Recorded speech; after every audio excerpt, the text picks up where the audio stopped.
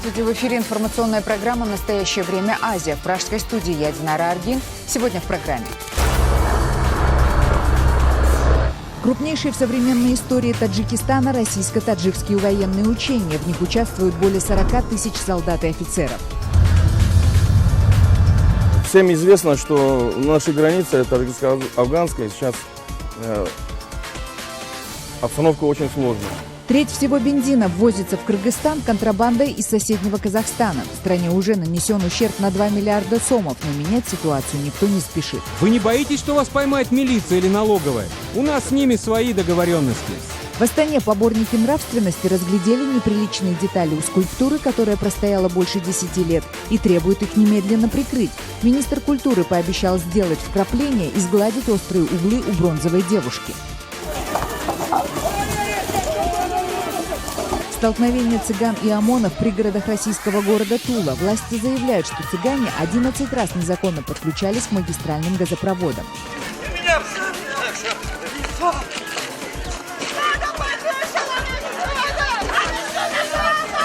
Традиционный марш ветеранов Waffen-СС в Риге. Средний возраст бывших латвийских легионеров и их противников из числа антифашистов за 90. Но ни те и ни другие не намерены ничего друг другу прощать. Я думаю, что сегодня представления об этих людях, как о борцах за свободу, далеки от истины.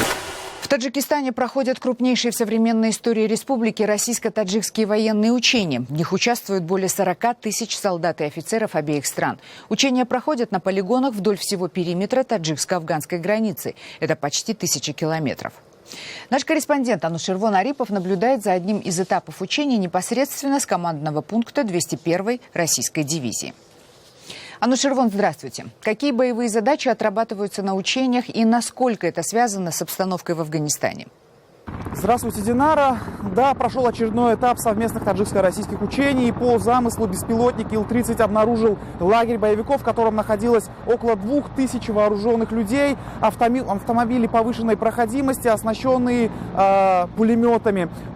И была поставлена задача по уничтожению данного лагеря и блокировке его с воздуха. Но особенность данного этапа заключается в том, что командование учений вводило дополнительные задачи по ходу самой операции, чтобы максимально отработать слаженность действий в условиях, приближенных к боевым. В ходе непосредственно розыгрыша вот этого этапа действий командующим, руководством учений вводились вводные на различный выход противника во фланге. То есть пришлось подразделениям полка непосредственно сходу принимать решения, мне принимать решения на выдвижение на различные рубежи, проводить маневр как подразделениями, маневр авиации для нанесения удара авиации по внезапно возникающим задачам по выходу противника. С воздуха по условному противнику нанесли удар российские штурмовики Су-25СМ, бомбардировщики и 5 боевых вертолетов. Артиллерия 201-й военной базы отработала мортирную стрельбу.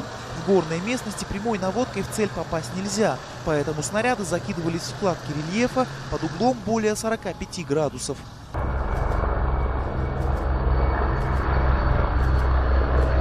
Также в наземной части учений принимали участие более 500 солдат и офицеров армии Республики Таджикистан и полк 201-й военной базы. Подразделениям была поставлена задача по обнаружению, блокированию и уничтожению хорошо вооруженных условных бандформирований.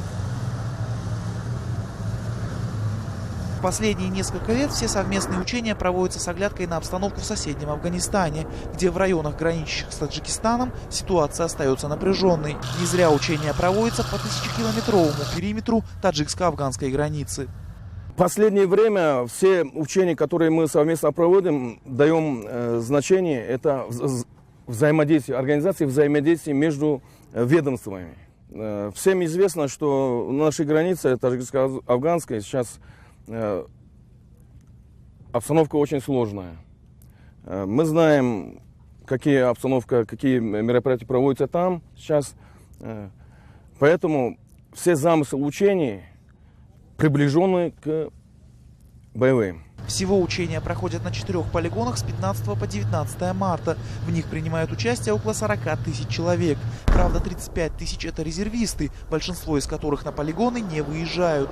По словам командира 201-й базы, учение уже можно назвать беспрецедентным по масштабу действий и количеству привлекаемых сил и средств. Заключительный этап учений будет проходить 19 марта на полигоне Хар-Майдон в 150 километрах от Душанбе, вблизи таджикско-афганской границы. Там же будут подведены итоги, награждены отличившиеся военнослужащие и пройдет парад воздушной техники. Динара. Спасибо, Анушервон.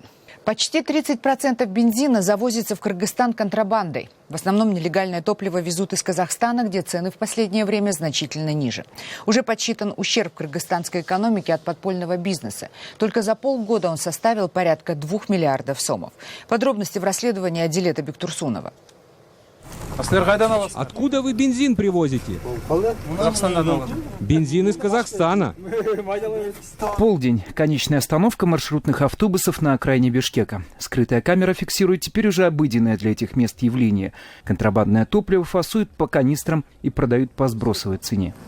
Вы не боитесь, что вас поймает милиция или налоговая? Нет, не боимся. У нас с ними свои договоренности.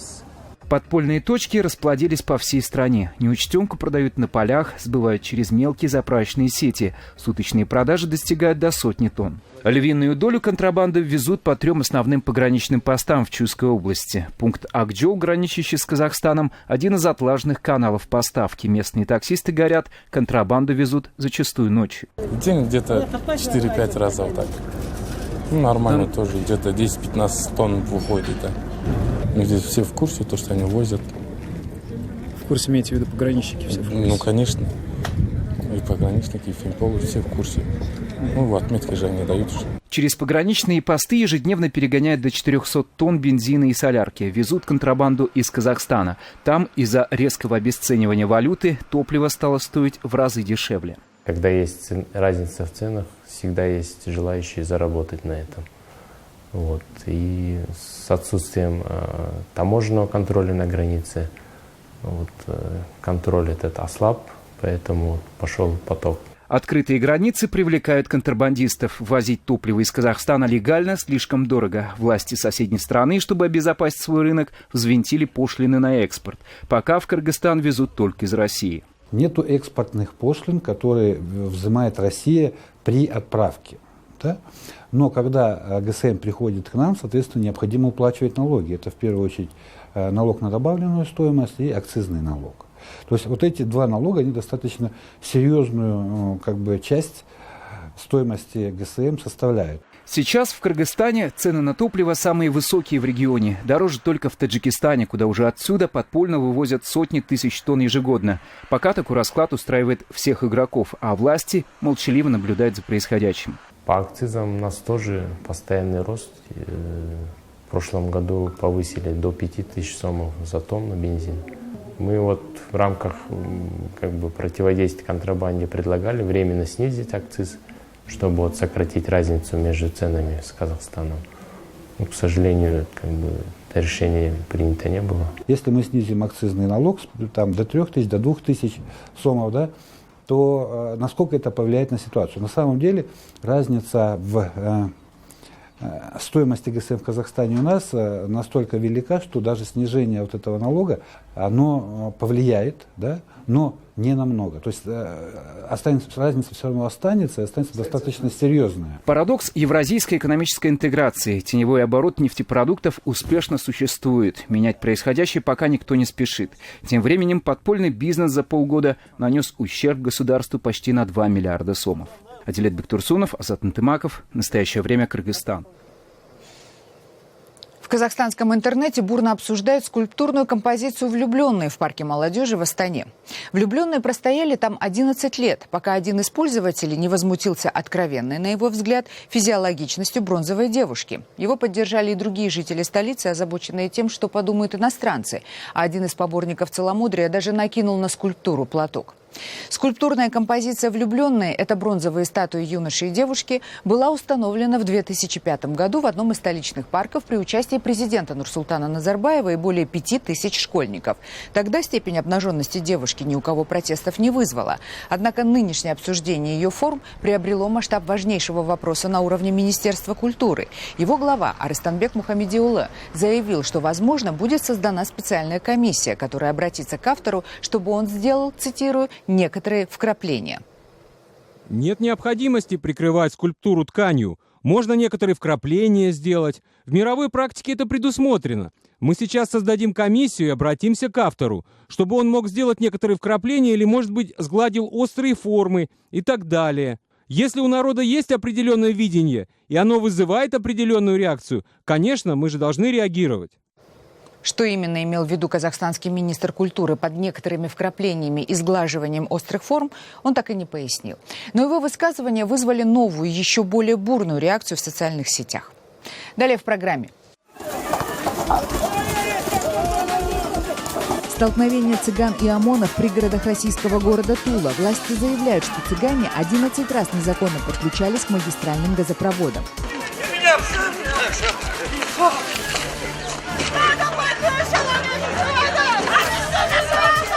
Традиционный марш ветеранов Waffen-СС в Риге. Средний возраст бывших латвийских легионеров и их противников из числа антифашистов за 90. Но ни те, ни другие не намерены ничего друг другу прощать. Я думаю, что сегодня представления об этих людях, как о борцах за свободу, далеки от истины.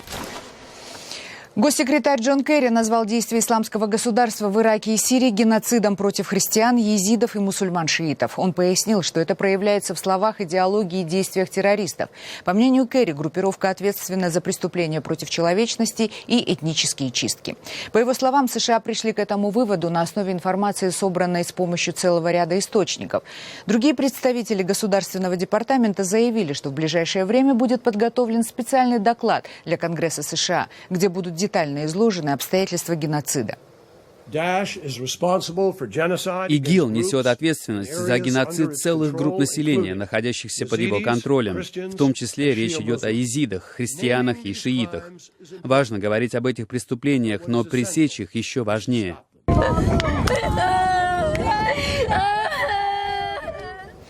На протяжении последних 3 лет из районов Ирака и Сирии, подконтрольных террористической группировке, регулярно поступают сообщения о массовых расправах над христианами, курдами, езидами и шиитами. В некоторых случаях джихадисты, захватывая христианские и езидские города, уничтожали 100% мужского населения, а женщин и девочек продавали в рабство. Теперь, по мере освобождения этих территорий, информация о массовых убийствах получает фактическое подтверждение. Между тем, авиация Международной антитеррористической коалиции во главе с США активизировала бомбардировки объектов и позиций ИГИЛ на территории Сирии и особенно Ирака, где готовится крупномасштабное наступление на столицу иракских джихадистов, город Мосул.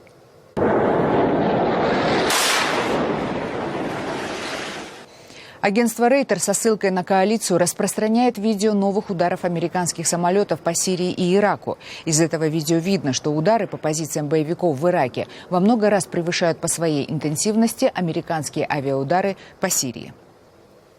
ВВС России заявляет, что полный вывод российской ударной авиагруппировки из Сирии закончится в ближайшие 2-3 дня.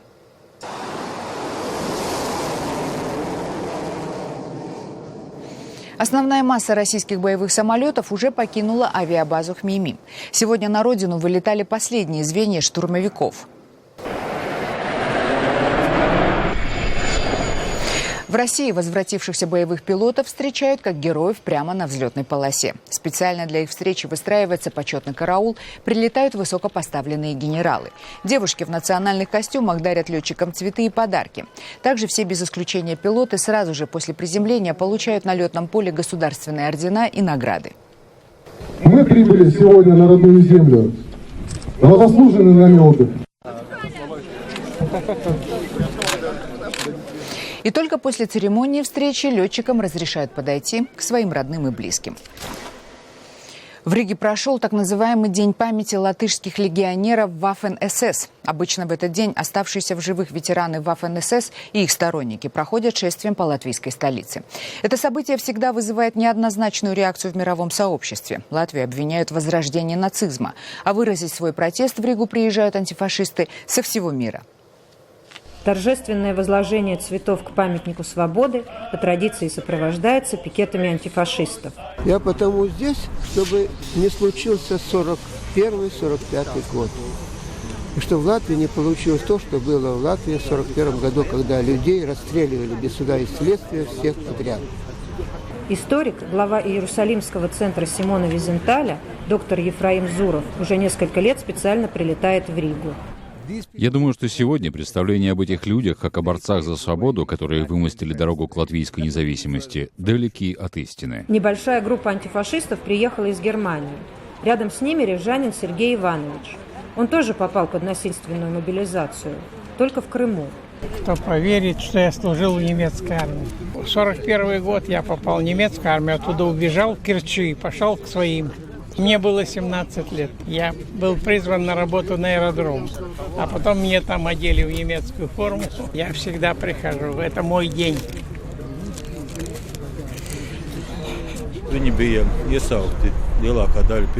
Они были призваны в результате насильственной мобилизации. Гаагская конвенция запрещает мобилизацию жителей оккупированных территорий. Чтобы обойти запрет, нацисты назвали дивизии, набранные из латышей, латышским добровольческим легионом СС. Латвия осуждает тоталитарные режимы, в том числе нацистский режим в Германии. Но, как демократическое государство, она не может запретить гражданам выражать свое мнение. День, когда определенная часть населения выражает свою версию истории Латвии 40-х годов. Вспоминает тех, кто были против их воли, скажем, включены в подобный легион. По оценкам мэрии, в шествии в этот раз приняли участие около 800 человек, меньше, чем в предыдущие годы. Полицейских и представителей прессы, кажется, почти столько же. Существует опасность, что Россия использует это в пропаганде, пытаясь утверждать, что Латвия — фашистское государство. Но это не так. Латвия не фашистское государство. Латвия — это демократическая страна, и, возможно, более демократическая, чем сегодняшняя Россия. В Латвии считают, что из-за пропаганды это мероприятие сильно политизировано, и значение его преувеличено. Возможно, если бы оно проводилось вдали от Риги и основных государственных институтов, оно бы привлекало гораздо меньше внимания. Анна Трудолюбова, «Настоящее время», Рига. Президент Украины Петр Порошенко дал интервью журналистам во время своего визита в штаб-квартиру Евросоюза в Брюсселе. Он сообщил о возможной отмене шенгенских виз для украинцев. По словам президента, Украина выполнила почти все требования ЕС по введению безвизового режима. We implement the significant part of the anti-corruption reform. Мы запустили существенную часть антикоррупционной реформы. В эти дни начало работу антикоррупционное агентство. Это последний пункт плана по визовой либерализации. Теперь мы с Грузией в одной лодке. Мы выполнили все требования. Это отличная новость и огромное достижение для Украины, и, я уверен, для Евросоюза, потому что это выигрышное решение для обеих сторон. Но если паспорта без шенгенских штампов действительно когда-то смогут открыть для украинцев двери в Европу, то какие двери откроют паспорта жителей так называемой ДНР? Похоже, является вопросом даже для самих властей ДНР. Глава непризнанной республики обещает, что по новому документу можно будет выехать в Россию и Южную Осетию. При этом в пресс-центре Миграционной службы России о признании новых паспортов так называемой ДНР говорить отказались. Подробности в репортаже «Рейтер». Первым обладателем паспорта самопровозглашенной ДНР стал ее глава Александр Захарченко. Красную книжечку с двуглавым орлом без короны Захарченко получил из рук представителя миграционной службы на церемонии в Донецке. Введение собственных паспортов он назвал ответом на решение Украины перейти на новые документы, удостоверяющие личность. Вы знаете, все Украина сказала, что она будет другие паспорта биометрические, да, и наши паспорта на этой территории не действительны. Поэтому у нас другое законодательство, у нас это нашему это не противоречит. А законодательство Украины меня мало интересует. В этом вопросе точно не интересует. Получив паспорт сам, Захарченко вручил документы некоторым своим молодым землякам, достигшим 16-летия, в том числе Александре Мазуренко и Анастасии Сергиенко. Это означает то, что мы наконец-то можем серьезно заявить, что мы состоялись. Да, и с гордостью сказать, что мы граждане Донецкой Народной Республики. Для Эдуарда Горенко это важное событие в жизни. Получить в первых рядах, стать одним из первых гражданинов Донецкой Народной Республики, это очень почетно, я считаю. По словам Александра Захарченко, новые паспорта ДНР признают Россия и Южная Осетия. За ними, считает он, признают и другие. Данных о том, что российские пограничные и миграционные власти признают эти документы, пока нет. В поселке Плеханово в пригороде российской Тулы произошли столкновения цыганской общины с ОМОНом. Там проходит масштабная операция против взбунтовавшихся цыган, в которой принимают участие до 700 бойцов ОМОНа, СОБРа и полиции. Драки цыган с представителями правопорядка начались после отказа баронов табора отключить незаконные врезки в магистральный газопровод.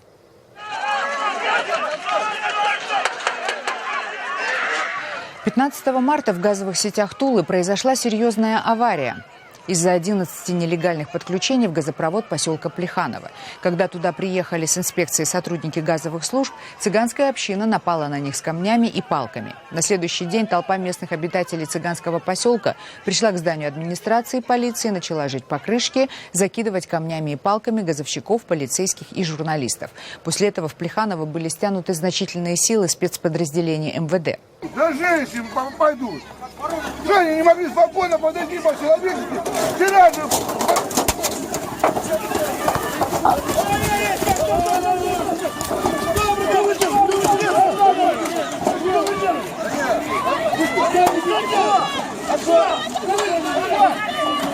На данный момент задержаны по меньшей мере 4 человека. Повреждения газопровода, которые привели к отключению газа в поселке, устранили. Однако незаконные врезки пока не убрали.